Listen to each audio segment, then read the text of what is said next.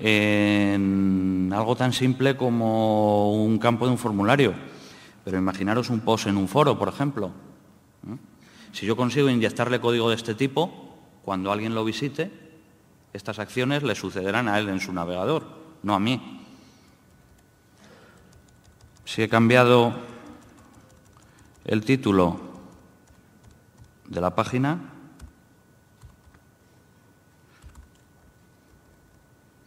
¿podría mostrar la cookie del usuario? Quizás sí, ¿verdad? Bueno, eso ya son otras cuestiones. Otro ejemplo que habíamos dicho, la posibilidad de incluir un fichero remoto. Fichero remoto que haga, por ejemplo,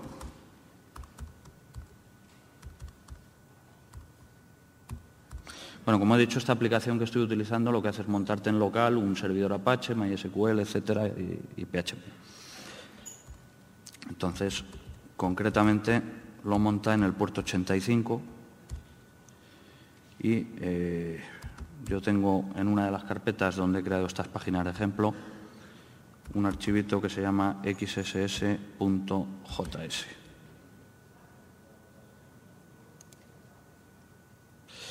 Pues este parece que no está funcionando. ¿Por qué?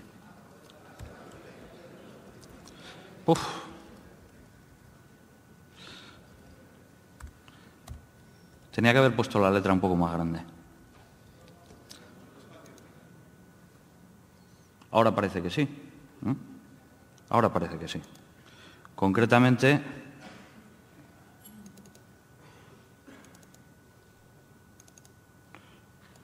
estamos ejecutando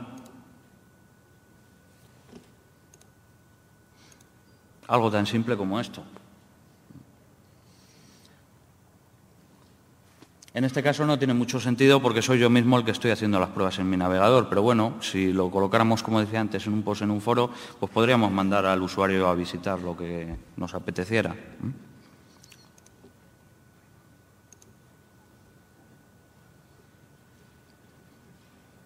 Lógicamente no está abriendo la página porque no está conectado a Internet. No me hacía mucha gracia conectarme a Internet a la vez que tengo abierto un servidor web en local. Bien. Estábamos por aquí. ¿Soluciones para todo esto? Evidentemente, validar las entradas, siempre, en cualquier sitio, en cualquier lugar donde el usuario pueda introducir datos. Siempre hay que usar un mecanismo de validación que compruebe longitud, tipo, sintaxis, que compruebe que no nos están colocando algo que pueda hacer a la aplicación funcionar de una forma distinta para la que fue diseñada. Y todo esto hay que comprobarlo, evidentemente, antes de que esos datos sean mostrados o almacenados.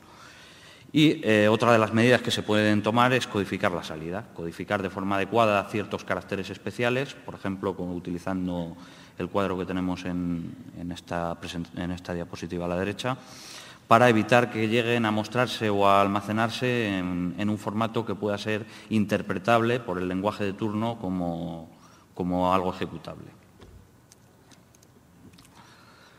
¿Alguna cuestión hasta aquí?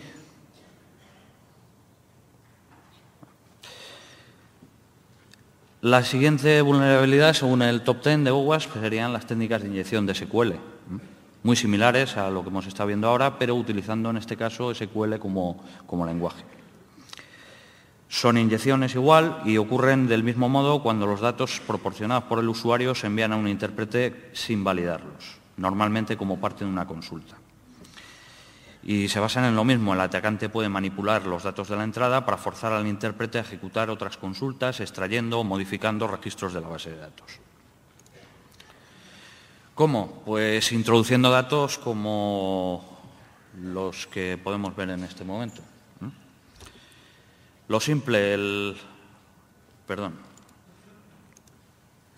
el forzar a que terminar una consulta, cerrando las comillas que se supone que se han abierto en el código, y introducir una condición que siempre va a ser verdadera, muy utilizado para saltarse pantallas de login. Podemos ir un poco más allá. ya que nos vamos a saltar la pantalla de login, pues además vamos a cambiar la password o el hash MD5 de la password, si es que está almacenado de esta forma, y vamos a poner la que nosotros queramos. Y ya que lo hacemos, pues vamos a hacerlo en la cuenta de administrador, no vamos a hacerlo en una de usuario.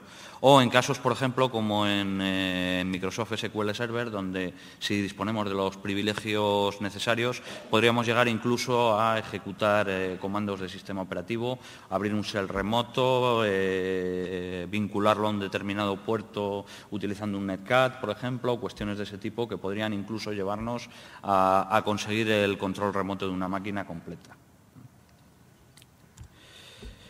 Bueno, antes de ver las soluciones, vamos a ver algún ejemplito más. Otro formulario, como veis, lo mío no es el diseño. Muy simple, en el que se nos está pidiendo que introduzcamos nuestro nombre y contraseña. Bueno, pues vamos a probar.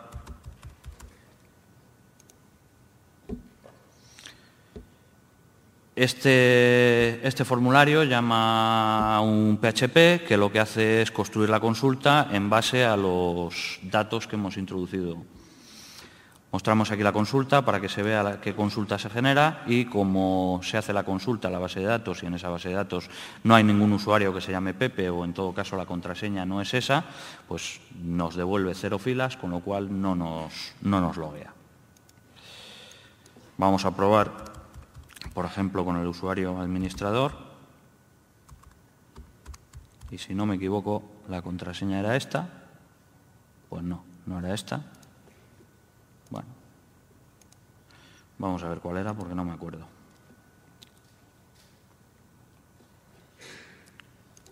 La base de datos es muy simple también.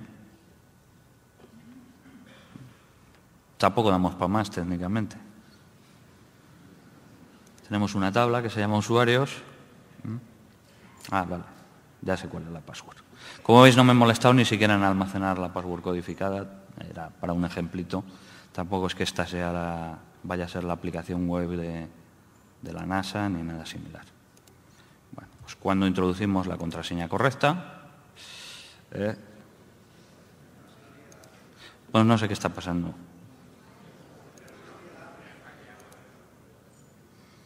Igual nos han hackeado ya.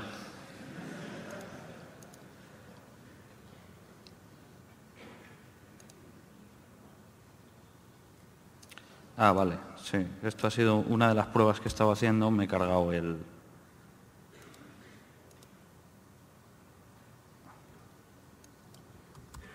nombre de usuario. Bueno, esto tampoco tiene más historia. Como decía, en el caso de que introduzcamos la password correcta, pues el sistema nos validaría. Claro, ¿qué pasa si introducimos una condición como la que hemos dicho antes? Hombre, pues que no se ve lo que estamos escribiendo, ¿no? Para empezar eso. Y si este está metiendo la password correcta y nos está diciendo que no, que está utilizando una técnica extraña de inyección, bueno. Vamos a utilizar un programa que se llama Odysseus, simplemente es un proxy local, que nos permite tiene una funcionalidad muy interesante que es la de interceptar el diálogo HTTP y